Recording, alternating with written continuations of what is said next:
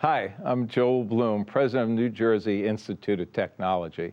At NJIT, we believe that not only our students, but all citizens need to be informed about the issues facing higher education. As New Jersey's Science and Technology University, NJIT is proud to support the important programming produced by the Caucus Educational Corporation and their partners in public television.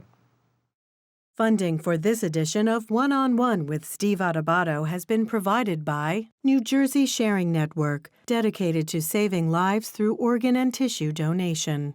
NJIT, New Jersey Institute of Technology. Wells Fargo. New Jersey Resources. Johnson & Johnson. ADP, a comprehensive provider of human resources technology and services. And by the Fidelco Group. This is One-on-One. I'm an equal American just like you are. The jobs of tomorrow are not the jobs of yesterday. Look at this. You got this? Here it is, man. Look at that. Life without dance is boring. I don't care how good you are or how good you think you are, there is always something to learn. Do you enjoy talking politics? No. People call me because they feel nobody's paying attention. Our culture, I don't think, has ever been tested the way it's being tested right now. Such a good question. High five.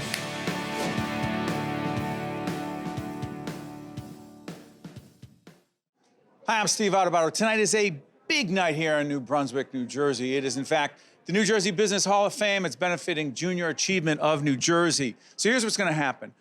For the next half hour, you're going to meet 3 business leaders who are, in fact, being inducted into the New Jersey Business Hall of Fame. We also talked to some young people who are, in fact, part of the junior achievement world, people who are alums, graduates, if you will. They actually are the ones who go back and teach 4th graders about financial literacy, about trying to be the best citizen you can be. So this half hour is all about not just really junior achievement, but the impact that they are having on young people to be the leaders of tomorrow. Check it out.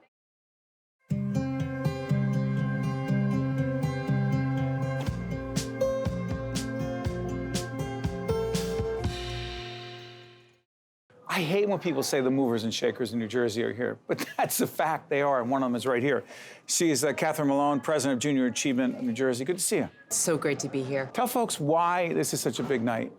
This is one of the most incredible evenings because we're honoring spectacular leaders in the state, as well as our extraordinary high school heroes who are our high school ambassadors. There'll be about 75 of them here tonight. Yeah, by the way, sorry for interrupting. There are several people being inducted into the Hall of Fame, the Business Hall of Fame. We'll talk to them as well. But Catherine, let me ask you this. Some of the keys to getting young people ready for the world of work that Junior Achievement focuses on, name some things. Oh, developing soft skills and employability skills, understanding what leadership is all about, understanding career pathways. And that's how we incorporate volunteer role models into our programs so that they can provide that experiential piece, that real life piece, to have children understand what it means to have a variety of career paths and opportunities ahead of them. You know, a lot of people, some people don't expect much from younger people. For whatever reason. They don't think they work hard enough, they don't think they accept a lot of feedback, blah, blah, blah, blah, blah. You see the best of these young people. What do you see in them? Absolute best in young people. These young people want to learn, they want to create, they want to be entrepreneurial. We give them the opportunity to be entrepreneurial. How do you do that? Well, here, for example, I have an amazing colleague who listened to students about 1.5 years ago, asked what the students wanted. And the students wanted a hackathon. They wanted to bring a hackathon to New Jersey. Hack JA is what it was called.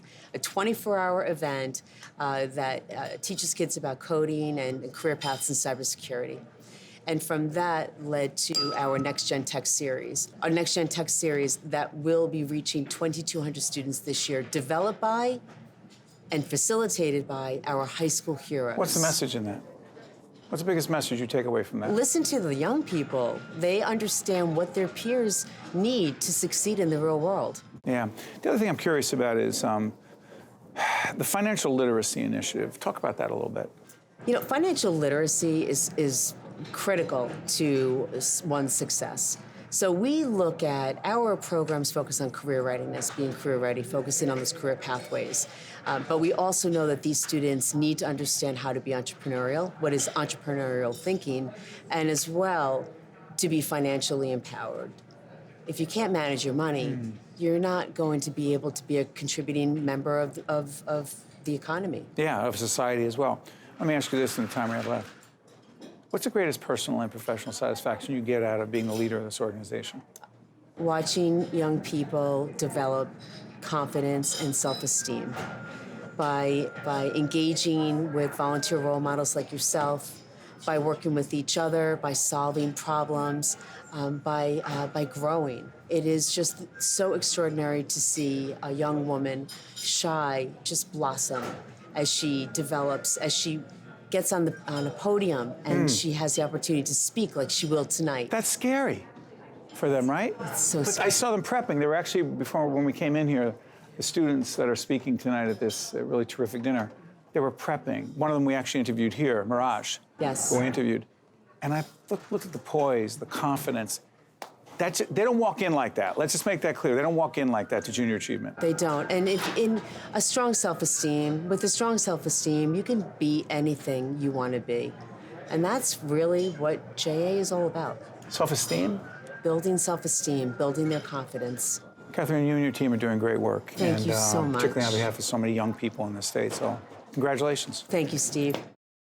This is the New Jersey Business Hall of Fame event. It benefits a junior achievement. The young man you see on camera right now is Miraj Seepersad. Yes. And he's an alum. He's a graduate of junior achievement in New Jersey. What did it take to become not just a graduate, but a graduate who is speaking tonight, where they're inducting several members into the Business Hall of Fame, and you're up there on that podium? I watch you practicing for. What does it take to be such a superstar graduate? So I think it's like, it's across different traits. So one would definitely be personality and confidence, mostly confidence. So I would say. Hold on, where does your confidence come from? I saw you up there. You were saying, Miraj is from Irvington, New Jersey, and he was saying that you would not be where you are. You're a freshman at Drexel. Yes. You said you would not be where you are if it were not for junior achievement. So where does this confidence come from? Did you bring it to junior achievement, or you got some of it there? I would say I had a spark coming to junior achievement, and they made that spark even bigger, made it into like a massive fire, bonfire. How do they do that? So a little more about the Finance Park. It's What's Finance Park? It's they teach you financial literacy skills, and so I was first introduced to it by my Army instructors, Sergeant Craig and Major Monroe, in my junior ROTC program, and so they got us laptops and they had junior achievement software on it, and so the goal of it was you're given a random role. So my particular role was I was a single father with 2 kids, and you're given a limited salary. So I had about $20,000, and I had to meet all my needs and all my wants. And so just starting off, I realized like I can't get anything I want unless I get what I need first. So things like unlimited data on my cell phone, I had to cut it down to like 2 gigabytes a month. And so it was just minor,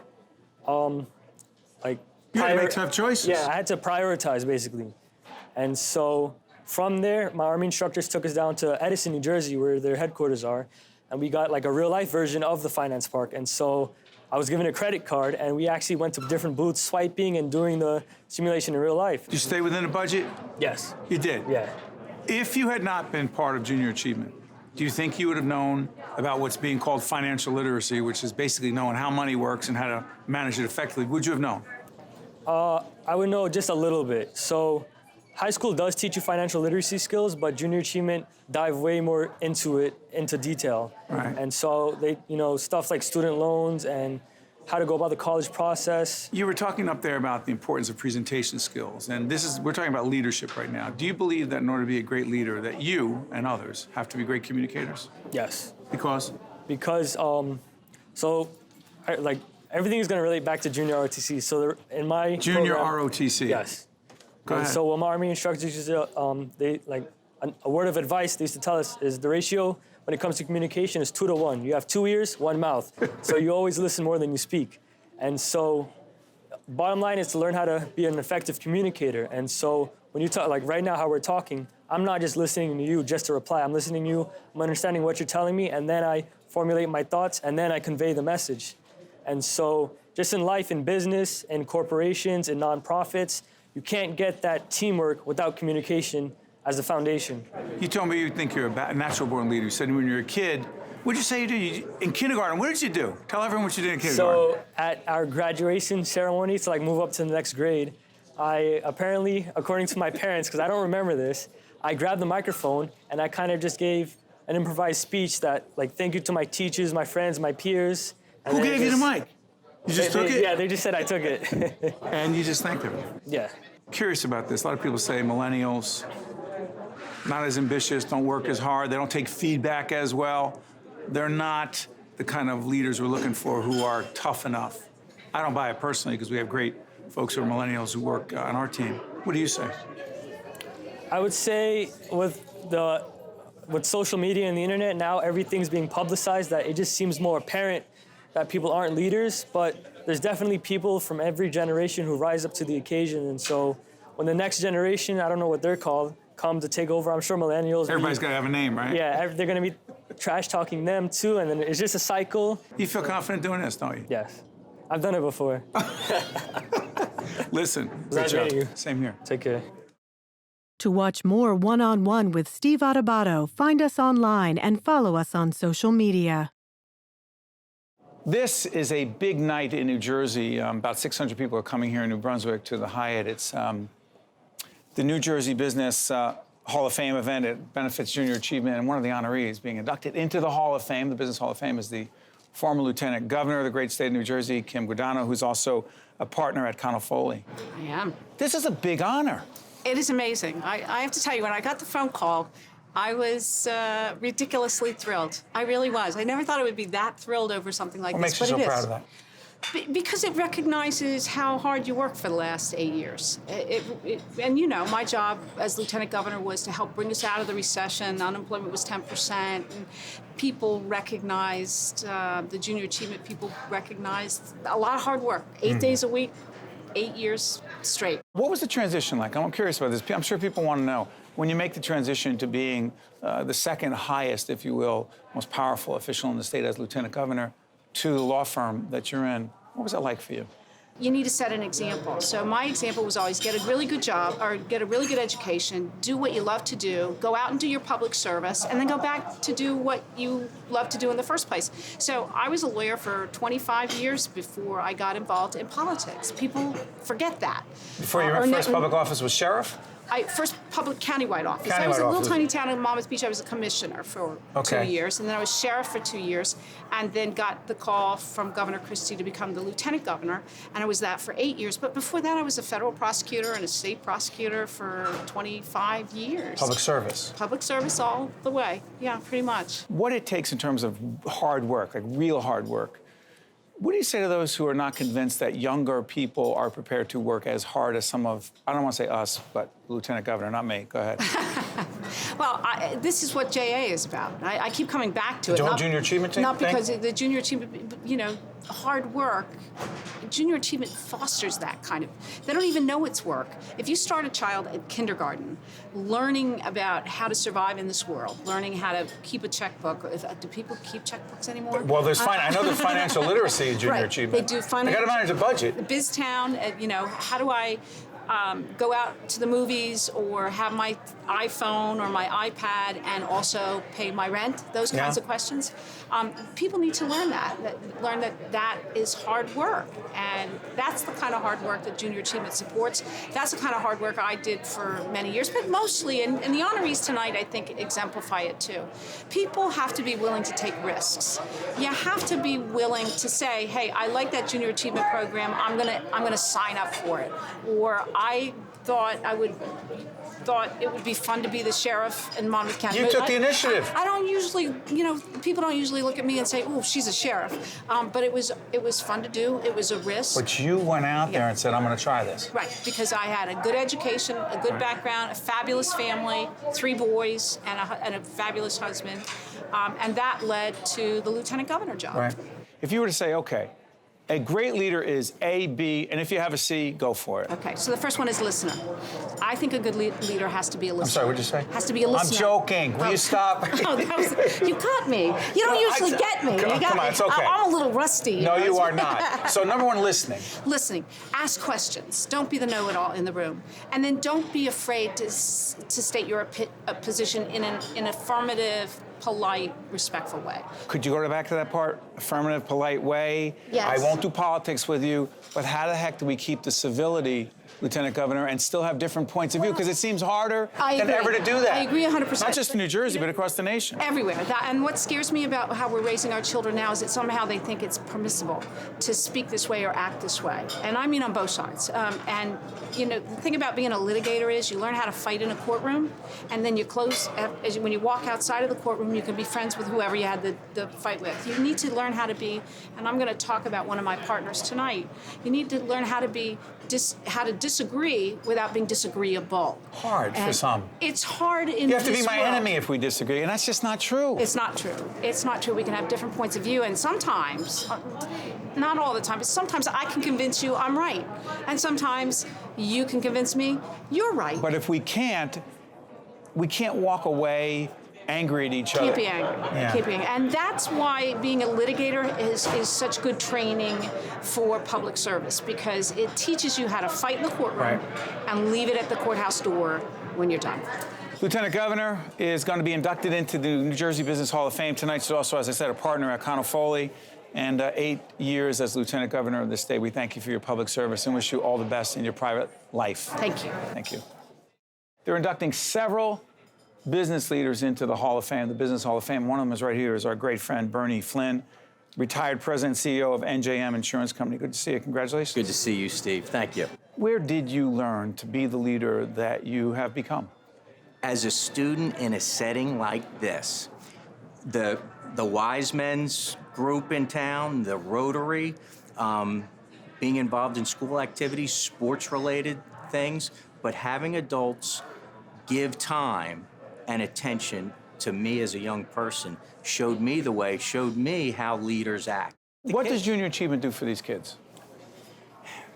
It's hard to even begin. There are so many things, and Junior Achievement is so flexible in terms of what they will do for the students in order to have value and impact for them. I mean, customized for their needs? Customized. There's curriculum for each grade, K to 12, that Junior Achievement has, and leaders like myself can go into the classroom and teach fourth grade curriculum that's all prepared for us, and there we are in the classroom. There's Finance Park, where the students... Is that financial literacy? That's financial literacy, and students are thrust into a position where you're married, you're 35 years old, you want to buy a house, you got a kid, where are you getting the money? Bernie, I wish I had that financial literacy. Well, and that's Finance Park in Central Jersey that kids access. Thousands of kids access these different programs. The scale that Junior Achievement is able to maintain in the state, tens of thousands of students are impacted. And the business community and other organizations, state government, we have to be there for our students so that they can be the leaders of the future. And a night like tonight, they're the stars. Well, let me try this on you, because you are also one of the stars tonight. Advice for some younger people than our generation who say they want to be entrepreneurial. I want to be a leader. I want to be out there and I want to make a difference. What advice do you have for them? Well, you have to take risks. And you have to be confident in yourself, and you have to be prepared for failure. Even in a corporate situation? Absolutely. One of the things I preached as CEO of NJM was, we're going to fail.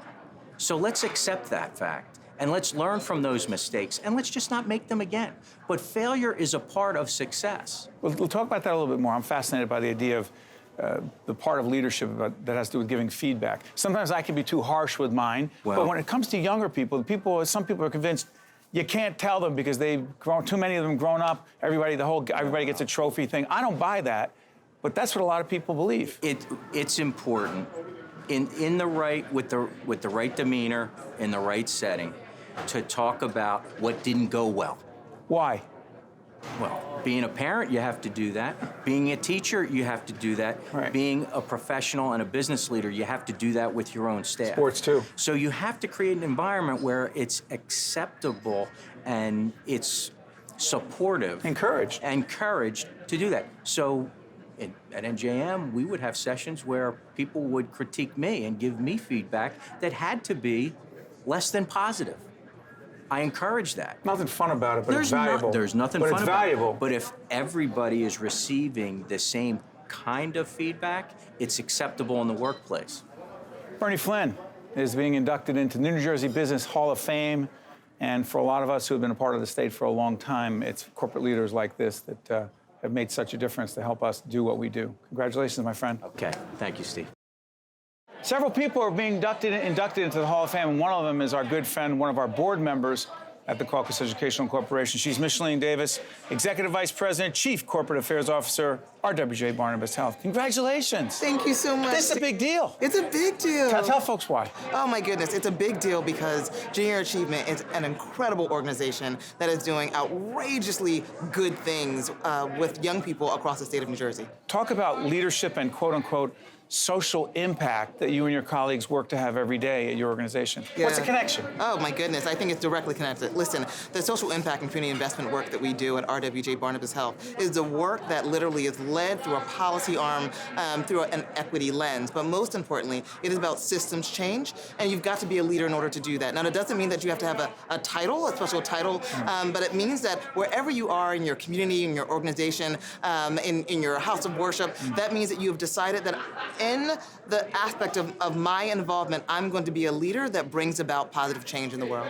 What is the message that you are going to be sending to them about what they need to do to have the best and brightest future? It is the fact that I want to make certain that they understand that their family's income does not determine their outcome, that you can come from a community of limited resources and still be the greatest resource to the world, that the truest treasure, the actual wealth that they will attain in life really comes down to the strength of their character and really their drive, the indomitable will to be a grand, good person and doing some incredible things in this world. And that no matter what anyone says about their background, we know that they are called in order to really do some great things. But you've also focused on the balance between making money, being successful financially, but also giving back.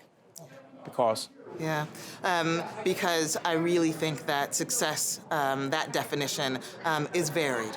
And truth be told, if in fact I am okay by myself, if in fact I have attained a certain level of wealth, and yet my brother or sister across from me, next to me, is not doing well, then quite frankly, neither of us is actually a success. A success actually happens when we are utilizing whatever blessing we have, whatever talent we have been given, in order to make certain that there are more individuals who have access to that success. I believe that it is not a pinnacle, not a sharp point, but rather a plateau, and that we are all welcomed into that space. Let's talk about that. Michelene's from Camden, New Jersey. Yes, I happen to be from what we lovingly call Brick City, Newark, New Jersey. We talk a lot about growing up in an urban environment. For you, how much of your success, as you're the first African-American woman in such a high-level position within your organization, you're the past president, immediate past president of Executive Women of New Jersey, a whole range of honors. How much of that is because of how and where you grew up in Camden? Oh, so much of it. How so? So much of it. Steve, because I, like you, I was hungry. Right? Growing up from a background where everyone else sort of discounts your origin because of the fact that you don't have what everyone else has, well, I had to tell you, it really helped to make certain that I understood clearly and firmly who I was and what I was willing to do in order to go where it was that I knew I was called to be. I think that it teaches us that, listen, life sometimes packs a punch, but that we get right back up. That when other folks try to count you out, you know that you count on God, right? Yeah. We knew that we did not have a whole lot of resources at our disposal, and so we knew to really dig deep to make certain that we weren't giving up on ourselves. Absolutely. But the issue of race, color, women are being just not just a woman of color, part of it? Part of the challenge? Listen, I think so. I mean, definitely, right? When you show up in a package that perhaps the world is unaccustomed to receiving, greatness from, it's interesting. When all the while, actually, the history of our country is so rich with the contributions of everyone. We are the mosaic of the global society. Absolutely. In that you never know who the next great thinker is going to be, who the next great thought leader is going to be, and we cannot afford to discount anyone. Michellene, last question. How hopeful are you about young people today, the young people who are going to be here at Junior Achievement tonight, with them being, quote unquote, the future leaders of our state, but also of our nation? I will tell you that I have hope because of young people like those who are here tonight, because of the fact that I know that individuals who have dedicated themselves at this early stage in life, Steve, to trying to really manifest an entrepreneurial spirit, that means that we are really putting out into the hemisphere additional leaders, right? So the future CEOs, the future ambassadors, the future leaders of not just this state or this country, but the globe will come from those who we are planting today. I am invigorated. I'm thrilled. I'm excited. I think you hear a little bit of the electricity in the air tonight. The music is starting as well. Listen, we're happy about this, right? We have a reason to have hope, and it is because of the children and the students who are involved in Junior Achievement. Congratulations, Michellene. Thank you, my friend. One-on-One with Steve Adubato has been a production of the Caucus Educational Corporation, celebrating over 30 years of broadcast excellence. Funding for this edition of One-on-One with Steve Adubato has been provided by New Jersey Sharing Network, NJIT, Wells Fargo, New Jersey Resources, Johnson & Johnson, ADP, and by the Fidelco Group. Promotional support provided by the New Jersey Business and Industry Association and by NJ.com, small news, big news, true Jersey. Transportation provided by Airbrook Limousine, serving the metropolitan New York, New Jersey area. In the fabric of America, they are the toughest threads. One of the first things they learned was the code that every service member lives by: leave no one behind. Now all of us need to live by it too, because some veterans are being left behind. 20 of them take their own lives every day. Learn how to be there for a veteran at BeThereForVeterans.com. Honor the code. Be there. Leave no one behind.